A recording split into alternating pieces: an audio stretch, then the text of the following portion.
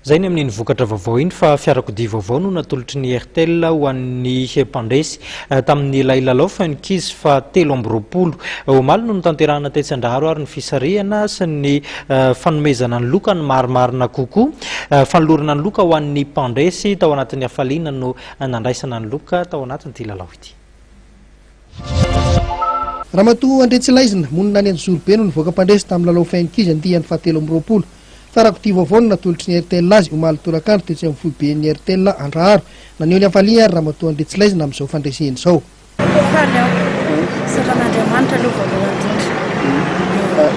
Io mpandray anjara amin'ny lalao karakarain'ny Airtel veno? Ie, matetika mandray anjara. Efa napozinao hoe mety andresy ianao anatin'ilay izy? Efa nieritreretina ihany. Ia, dia atolona ilay fiara zao. Ampiasaina sa? Ampiasaina. Moto vaovao kosa ny loka ho an'ny faharoa ary vata fampangatsiahana ny azon'ny fahatelo tamin'ity lalao Fun Quizz ity. Araka nambarany zareo avy eo amin'ny Airtel dia mitoy ny lalao Fun Quizz efa miditra amin'ny andiany fa 4 mbola Fiarakodia ihany koa no atolon'izy ireo ho an'izay mpandresy.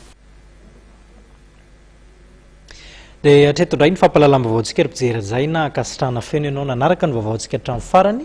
Ao amin'ny rapitso indray izany ny sampana fampahalalam-baovao mifamehy fotoana ho antsika mametraka ny veloma mandra-pitafa ary veloma tompoko. Assurance AVA tsy njovidiny izao no avy ny fianakavianao aro miaina sy miary mandry narahinao teo ny vaovaon'ny matv miaraka amin'ny assurance aro.